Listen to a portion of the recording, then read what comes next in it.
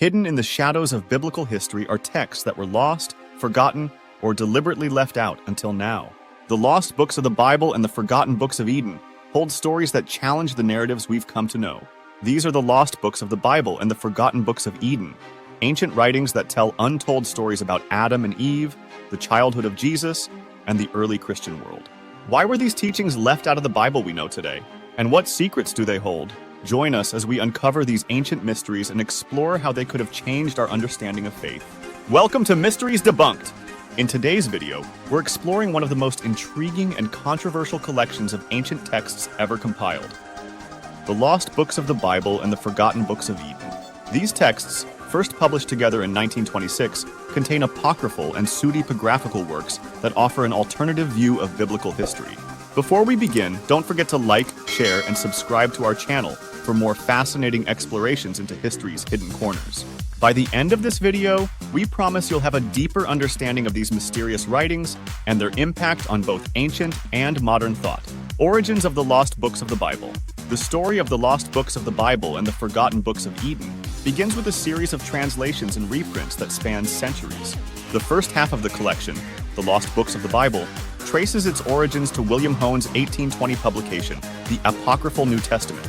This work, in turn, was based on a 1693 translation by William Wake, who later became the Archbishop of Canterbury. Wake's translation focused on the writings of the Apostolic Fathers, early Christian leaders whose works were influential in the development of Christian doctrine. These texts, however, were not new discoveries in the 17th and 18th centuries. Many of them had been circulating for centuries, often in different languages and with varying levels of embellishment. The Apostolic Fathers' writings, for example, were highly regarded in the early Christian community, but were eventually excluded from the canonical New Testament. This exclusion was not due to a lack of value, but rather because they were not considered to be of apostolic origin or because their authorship was uncertain. In 1926, these ancient translations and reprints were compiled into a single volume, creating the Lost Books of the Bible. This collection quickly gained popularity, offering readers access to texts that had long been relegated to the fringes of biblical scholarship. But this was only the beginning of the story, the Forgotten Books of Eden. The second half of the 1926 collection, The Forgotten Books of Eden, includes a fascinating array of Old Testament pseudepigrapha. These are writings attributed to biblical figures, but not included in the canonical Hebrew Bible. One of the most famous texts in this section is the first and second books of Adam and Eve. These books, which detail the lives of Adam and Eve after their expulsion from the Garden of Eden, were translated from ancient Ethiopic to German by Ernest Trump, and then into English by Solomon Caesar Mallon in 1882. The Forgotten Books of Eden also includes other pseudepigraphical works, such as the Secrets of Enoch, the Psalms of Solomon, and the Odes of Solomon. These texts provide a unique insight into the religious beliefs and practices of ancient Jewish and Christian communities. They explore themes of sin, redemption, and divine judgment, offering a more detailed and, at times, more humanized view of biblical figures. The inclusion of these texts in the 1926 collection was significant. It allowed readers to explore a broader spectrum of ancient religious literature, shedding light on the diversity of thought that existed within early Judaism and Christianity. However, it also raised questions about the nature of these writings. Why were they excluded from the canonical Bible? And what does their inclusion in this collection say about the evolving understanding of biblical history? The apocryphal and pseudepigraphical texts, the lost books of the Bible and the forgotten books of Eden, are filled with apocryphal and pseudepigraphical texts, each with its own unique story. For example, the Gospel of Nicodemus, also known as the Acts of Pilate, is an apocryphal gospel that provides a detailed account of Christ's trial before Pilate, his crucifixion, and his descent into hell. This text was highly popular in medieval Europe and was often used in passion plays, yet it was never accepted as part of the canonical New Testament. Another intriguing text is the Infancy Gospel of Thomas, which offers a glimpse into the childhood of Jesus. Unlike the canonical Gospels, which are largely silent on Jesus' early years, this text describes a young Jesus performing miracles, some of which are quite controversial. For example, in one story, Jesus molds clay birds and brings them to life, while in another, he strikes a child dead for bumping into him, a story that understandably caused discomfort among early Christian leaders. The Epistles of Ignatius and the Shepherd of Hermas are other significant works included in the lost books of the Bible. These writings, attributed to the Apostolic Fathers, offer insights into the early Christian community, its struggles, and its theological debates. For example, The Shepherd of Hermas is a Christian literary work of the 2nd century, considered as scriptural by some of the early church fathers, but it eventually fell out of favor and was excluded from the New Testament canon. On the Old Testament side, the Forgotten Books of Eden include the Testaments of the 12 Patriarchs, a collection of apocryphal texts attributed to the 12 sons of Jacob. These writings provide moral teachings and prophecies, often reflecting the concerns of the Jewish community during the Second Temple period.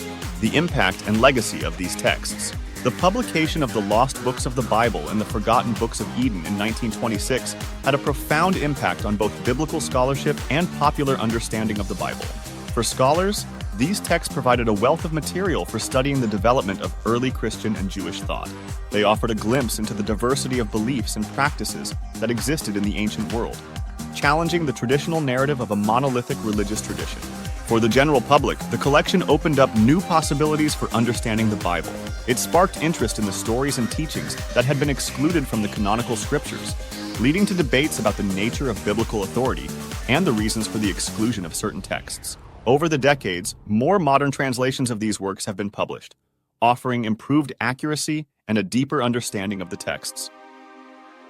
Scholars like J.H. Charlesworth, W. Schneemelcher, and Emister James have made significant contributions to the study of apocryphal and pseudepigraphical literature, providing new insights into the origins and significance of these ancient writings. Modern interpretations and controversies. Despite the scholarly interest in apocryphal and pseudepigraphical texts, these works remain controversial.